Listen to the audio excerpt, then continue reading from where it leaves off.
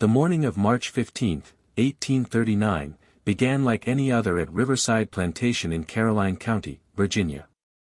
But when Thomas Whitmore walked into the slave quarters, and saw the young woman he had purchased the day before standing in the pale dawn light, his hands began, music, to tremble, not from desire, not from pride of ownership, but from a terror so profound that he had to grip the doorframe to keep from, music, collapsing. Because in that moment, looking at her face in the clear morning sun, he recognized something that would haunt him for the rest of, music, his days. When I first discovered this account buried in county records and personal letters from that era, I couldn't stop thinking about it for weeks. Music, this narrative draws from documented practices of the slavery period, woven together with testimonies, music, that reveal the complex and often tragic realities of that time. Some details have been shaped to honor the emotional truth of these experiences, but every situation I am about to describe happened to real people during this dark chapter of American history. Thomas Whitmore was 42 years old, music, say a widower who had lost his wife Catherine to fever 3 years prior. He owned a modest tobacco plantation of about 200 acres, worked by 18 enslaved people. He was known in Caroline County as a fair man by the standards of his time, which is to say he rarely used the whip himself, preferring to leave such matters to his overseer, music, a brutal man named Jacob Pierce. Thomas attended church every Sunday, paid his debts, and considered himself a Christian gentleman. He had 2 children, a son, Richard, who was 20 and studying law in Richmond, and a daughter Margaret, who was 17, music, and being courted by the son of a neighboring plantation owner.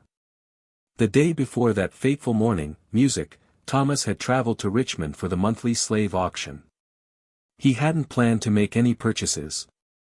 His workforce was adequate for his needs. But then she was brought onto the platform. Her name, according to the auctioneer, was Sarah. She appeared to be about 19 or 20, music, years old with striking features that caused an immediate stir among the assembled buyers. Music, her skin was light enough that some whispered, she might be 1/8 black. She stood, music, on that platform with her head held high, refusing to lower her eyes as was expected. There was something in her bearing, something in the way she looked out over the crowd of white men leering at her that spoke of defiance barely contained. She's a troublemaker. The auctioneer warned, been sold 3 times in 2 years, music, won't breed, fights the other slaves, and has a sharp tongue that earned her more than 1 whipping. Music, but gentlemen, look at her. A man with a firm hand could tame her, and she'd be worth twice what you pay today. The bidding started at $300. It quickly escalated. Thomas found himself raising his hand, competing against 7 other, music, buyers. He told himself he was thinking of his son. Perhaps a beautiful house servant would be a suitable gift when Richard returned from his studies. Or perhaps, in the loneliness of his widowhood, he was thinking of, music, other things, though he would never admit such thoughts aloud. He won the bid at $750, an astronomical sum that represented nearly 1/3 of his annual profit. As he signed the papers and accepted the bill of sale, Sarah looked directly at him for the first time. Her eyes were an unusual hazel color, almost golden in the afternoon light. Music, she didn't speak, but something in that gaze made him uncomfortable. He looked away first. The journey back to Caroline County took most of the day. Sarah rode in the wagon bed, her hands bound, while Thomas sat up front with the driver. Music, he tried to engage her in conversation several times, asking about her previous owners, her skills, her background. Music, she answered in monosyllables, or not at all. As the sun set and they approached Riverside Plantation, Thomas felt the first stirrings of doubt about his impulsive purchase. That night, he had Sarah locked in the slave quarters and retired to his house. He slept poorly, troubled by dreams he couldn't quite remember upon waking. When dawn broke, he decided to go inspect his new acquisition in proper daylight, to assess what skills she might have that could justify her extraordinary cost. What he saw when he entered the quarters, and she turned to face him in the clear morning light, made his blood run cold. The resemblance was unmistakable. Music, the shape of her face, the set of her eyes, the way she held her head, all of it was a mirror of his late wife, Catherine. But it was more than that. Music, as Thomas stared at her, his mind racing through memories and dates and rumors he had dismissed years ago, he realized the terrible truth.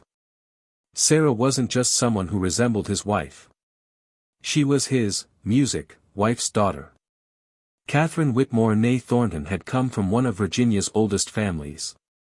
Before her marriage to Thomas, she had spent 2 years at her uncle's plantation in South Carolina. She had returned pale and quiet, Music, changed in ways that her family attributed to the southern climate. The marriage to Thomas had been arranged quickly, and their wedding took place just 3 months after her return. Their son Richard was born exactly 9 months after the wedding. A fact that had always satisfied Thomas's sense of propriety. Music, but now, looking at Sarah, Thomas remembered gossip he had heard and dismissed years ago.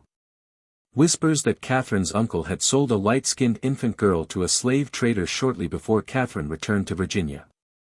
Rumors that Catherine had spent months in seclusion, supposedly due to illness. He remembered Catherine's sister once making a cryptic comment about that business in Charleston, Music, before being sharply silenced by their mother. This part of the story particularly struck me when I first read the documents. The weight of what Thomas realized in that moment, that he had purchased his own stepdaughter as property, represents one of the cruelest ironies of the slavery system. A system so depraved that such situations, while not common, were far from impossible. "Who was your mother?" Thomas asked, his voice, Music, barely above a whisper. Sarah looked at him with those hazel eyes, Catherine's eyes, and for the first time she smiled. Music, it was not a kind smile. "You know who she was," Sarah replied. "I can see it in your face. You figured it out, haven't you, Master Whitmore?" Thomas stumbled backward. "How do you know my name? How do you know about?" "My mother never forgot me," Sarah said, Music, her voice steady and cold. "Even after her family sold me to save their reputation, even after she married you and had your legitimate children, Music, she never forgot. She sent money to my owners when she could, sent letters through trusted servants. She told me about her life, about her husband, about her son and daughter. She told me, Music, everything. And when she died 3 years ago, I swore I would find you." The revelation hit Thomas like a physical blow. You engineered, Music, this. You got yourself sold from owner to owner until I ended up in Richmond, where I knew you would eventually come, Sarah finished. I made myself difficult. I made myself valuable and troublesome in equal measure. Music, I waited. And yesterday when I saw you in that crowd, I made sure to stand just right in the light, to tilt my head the way my mother did in the portrait you keep in your study. Oh yes, I know about that portrait. I've known everything about you for years. I made sure you couldn't resist buying me." Thomas felt his legs give way. Music, he sat heavily on a wooden crate. "What do you want?" "Want?" Sarah laughed, a sound without humor. "I want what was stolen from me. I want the life I should have had as Catherine Thornton's daughter. I want my brother and sister to know I exist. I want your church friends to know that the righteous Thomas Whitmore bought his own stepdaughter as a slave. I want to watch your world burn the way mine did when I was sold as an infant because I was evidence of my mother's shame." Over the following days, Thomas fell into a state of near paralysis. He couldn't bring himself to tell anyone the truth, Music, but neither could he treat Sarah as he treated his other slaves. He had her moved to the house, claiming she would serve as a personal maid.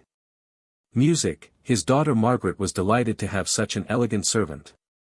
His son, Music, Richard, home for a brief visit, commented on the new slave's unusual bearing and education. Music, for Sarah, it turned out, had been taught to read and write by one of her previous owners, Music, an eccentric widow who believed in educating the soul regardless of the body's station. Sarah played her role perfectly. She was the model servant in public, differential and efficient. But in private moments, when she was alone with Thomas, she would speak to him of his wife's letters, of Catherine's guilt, music, and grief, of the grandmother and aunts whom Sarah would never meet. She described Catherine's deathbed, music, where apparently the fever-racked woman had called out Sarah's name along with those of her legitimate children. She begged me to forgive her. Sarah told Thomas one evening as she served him dinner. She said she had been 16 and terrified. She said her uncle had forced himself on her repeatedly during her stay. Music, and when she became pregnant, her family chose to protect their name rather than their daughter or her child. She said marrying you was her escape and she convinced herself that giving me up was the only way to survive. Thomas pushed his plate, music, away, his appetite gone. Did you forgive her? Every day I was beaten. Every time I was sold to a new owner, every night I slept on a dirt floor, I asked myself that question. Sarah replied, I loved her because she was my mother and she tried in her limited way to care for me from a distance. But forgive her. Forgive the woman who chose her comfort over her child's freedom. I don't know if I have that kind of grace, Master Whitmore. The situation grew more complicated when Margaret began to notice the tension between her father and Sarah. Music, the girl was clever, and she started asking questions. Why did father sometimes look at Sarah with such anguish? Why did Sarah have privileges that other house slaves didn't? Why did father sometimes speak to Sarah in hushed tones behind closed doors? Richard too grew suspicious during his visits home. He had his father's analytical mind, music, and he began to see the resemblance that Thomas had noticed that first morning. One evening he confronted his father directly. She looks like mother, music, Richard said. Don't deny it. I've seen you staring at her. The whole situation is unseemly. If you must have a woman in your grief, at least be discreet about it. Don't parade her around the house where Margaret can see. It's not like that, Thomas protested, but he couldn't explain what it was like. Music, how could he tell his son that the woman they all thought was a servant was actually his half-sister? What happens next is something I had to verify multiple times in the historical records because it seemed almost unbelievable. But the documentation is there. Thomas Whitmore began to have a crisis of conscience that went beyond his personal situation. He started reading abolitionist literature in secret, attending Quaker meetings in neighboring counties where anti-slavery sentiment was quietly growing. He began to see Sarah not as a problem to be managed, but as a human being whose life had been destroyed by the same system that gave him his comfort and status. 6 months after purchasing Sarah, Thomas made a decision that would scandalize Caroline County. He filed papers to manumit her, music, to grant her freedom. The news spread through the community like wildfire. Other plantation owners were outraged. Music, they came to Riverside, demanding to know what had possessed him. Freeing a young, healthy slave worth $750. It was madness. It was, music, dangerous. It set a bad example for other slaves. It undermined the entire social order. She's nothing but trouble anyway, Thomas told them, maintaining the fiction. More trouble than she's worth. I'd rather be rid of her. But there were legal complications. Virginia law in 1839 required freed slaves to leave the state within 1 year of manumission or they could be re-enslaved. Thomas had freed Sarah. Music, but where could she go? She had no family, no resources, no education beyond basic literacy. Sending her north to free territory would mean never seeing her again, never being able to ensure her safety. Sarah herself was torn. Freedom was what she had claimed to want. But now that she had it, she found herself uncertain. She had spent months planning her revenge, imagining how she would destroy Thomas Whitmore's reputation and, music, standing. But she had also witnessed his genuine remorse, his growing awareness of the evil in which he had participated. She had seen him weep as he read her mother's letters, which she had finally shared with him. "What do you want from me?"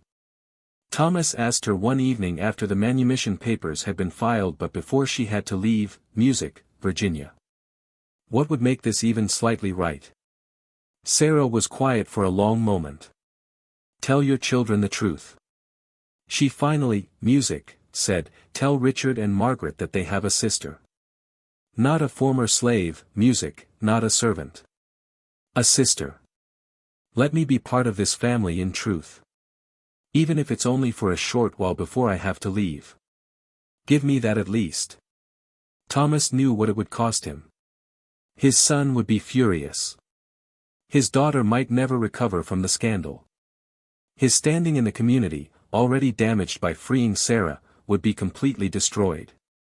Music, but he also knew that Sarah was right. The truth was owed, however painful. He gathered his children one Sunday evening after church. Sarah stood in the corner of the room, free now, but still uncertain of her place. Thomas told them everything about their mother's time in South Carolina, about music, Sarah's birth and sale, about the cruel twist of fate that had brought her to Riverside. Margaret fainted. When she recovered, music, she wept and couldn't look at anyone. Richard exploded in rage, calling his father a fool and his mother a. He stormed out of the house and didn't return for 3 days.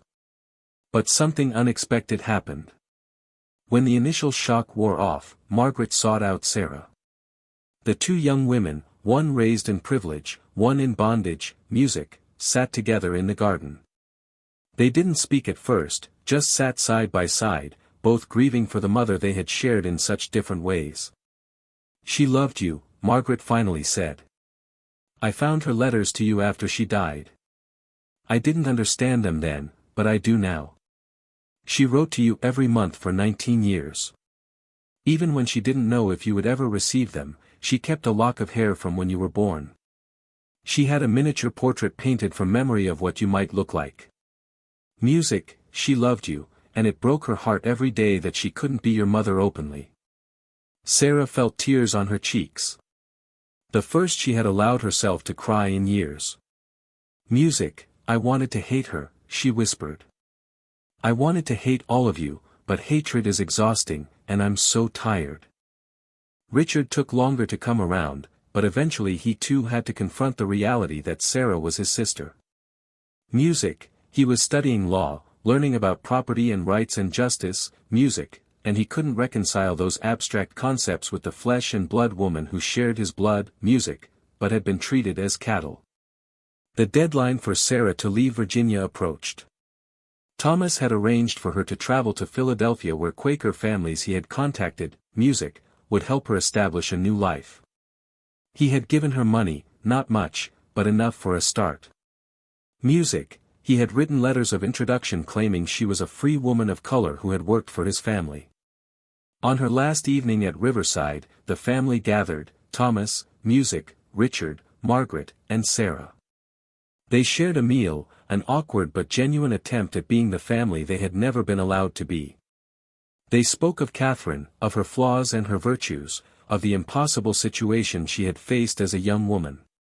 They spoke of the future, of what Sarah might do in Philadelphia, of how they might stay in contact despite the music, distance and social barriers. Will you ever forgive me? Thomas asked Sarah as she prepared to leave the next morning. For buying you, for being part of the system that enslaved you. Sarah looked at the man who was her stepfather, who had been her owner, who was now something she couldn't quite define. I don't know, she said honestly, but I think I can forgive my mother, and perhaps that's enough for now. Sarah left Virginia in April, music, of 1840, exactly 1 year after being purchased at auction in Richmond. She settled in Philadelphia where she worked as a seamstress and eventually married a free black man, music, who ran a small printing business. She and Margaret exchanged letters for the rest of their lives, though they never saw each other again. Richard, after becoming a lawyer, quietly did legal work for free people of color, perhaps seeking to balance the cosmic scales in some small way. Thomas Whitmore never bought another slave. Music, he began hiring free workers when possible, and he wrote in his private journal extensively about music, the moral corruption of slavery. When the Civil War came in 1861, he was long dead.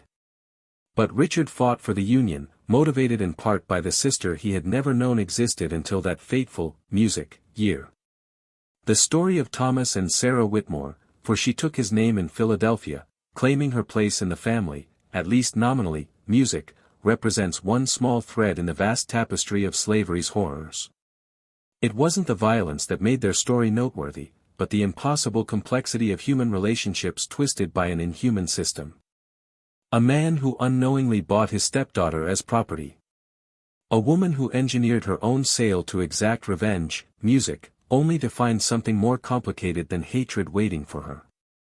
A family fractured and rebuilt in the space between cruelty, music, and conscience. The records show that Sarah lived until 1889, dying at, music, the age of 70 in Philadelphia, surrounded by children and grandchildren who were born free. Margaret visited her once before Sarah's death, traveling north after her own husband had passed.